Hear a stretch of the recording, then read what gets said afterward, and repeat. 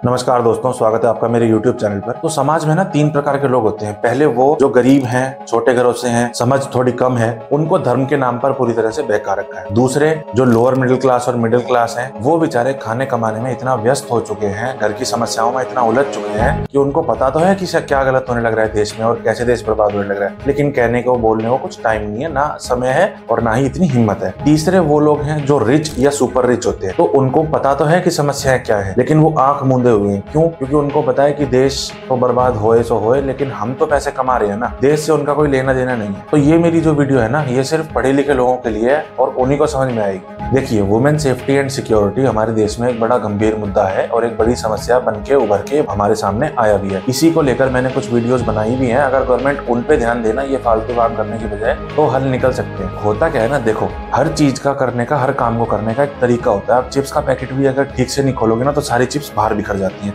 ऐसे ही अगर देश की समस्याओं से सुलझाना है तो उसका भी एक तरीका होता है, लेकिन मंदबुद्धि लोग हैं, नासमझ लोग हैं, उन्हें पता ही नहीं वो क्या कर रहे हैं। ओवर स्मार्ट बनने के चक्कर में आदमी कई बार ऐसी गलतियां कर देता है। हम सबको पता है कि 90% टेलर जो है ना, वो मुस्लिम है, सैलून्स में मुस्लिम है। तो ये रूल बनाया गया है मुस्लिम के अगेंस्ट या फिर वुमेन सेफ्टी के लिए? पहली बात तो यही समझ नहीं आती। जहां हर धर्म के लोग साथ रहते हो, वहां पीस को मेंटेन करना एक बहुत बड़ा चैलेंज हो जाता है, क्योंकि ऐसा सब करने से ना नफरत की भावना फैलती है। अब इससे ना चाहते हुए भी मुस्लिम कम्युनिटी को ये मैसेज चला जाएगा कि भाई ये तो लोग हमारे लिए खिलाफ हो गए, ये तो एक ऐसा स्टेप ले लिया हमारे खिलाफ। तो इससे आप खुद बताओ कि उनके अंदर नफरत बढ़ेगी क्या? उनको मारकाट करने की उनके अंदर एक इच्छा जगेगी कि हम मुश्किल से खा कमा रहे थे और हमारे साथ देखो फिर से ऐसा एक कानून बना दिया? तो ये तो एक मंदबुद्धि इंसान का लिया हुआ स्टेप है जो अराजकता फैला सकता है आने वाले समय में। ये खुद सोचने की बात है, जो तौर तरीके सालों से चले आ रहे हैं, उन तौर तरीकों में आज कैसे कमी आ गई? सरकार का ऐसा स्टेप सिर्फ ये दर्शाता है कि आप जो रियल डिसीजन लेने हैं, या जैसे पीस मेंटेन करना चाहिए या वुमेन सेफ्टी पे जो करना चाहिए,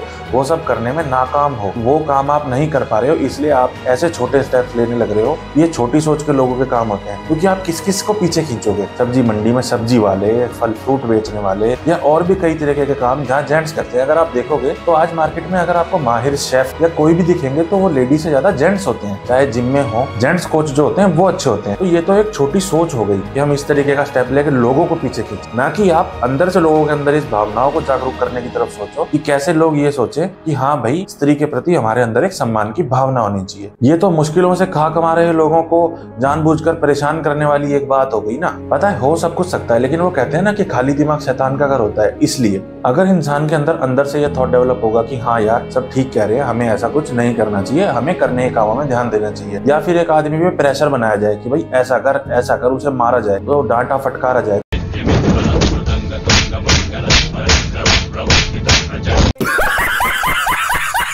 खुद सोचो, क्या वो इस चीज अपोज नहीं करेगा? क्या कल को दंगे भड़क नहीं सकते इन चीजों? तो ये सब चीजें नहीं करनी चाहिए। ये सब गलत स्टेप्स हैं और इन स्टेप्स को लेकर सरकार को दोबारा सोचना चाहिए कि मैं गलत करने लग रहा हूँ। इसीलिए कहते हैं ना कि इंसान का ना पढ़ा लिखा होना बहुत जरूरी है। उसे यही नहीं पता कि मैं कर क्या रहा हूँ। जिस देश में सालों से सब साथ रहते आ रहे हैं, उस देश में एक दूसरे के खिलाफ ही इतनी हीन भावना असल में है ही नहीं। ये सिर्फ एक तरीका है आपस में लोगों के बीच में नफरत फैलाने का। इन चीजों से थोड़ा बचो।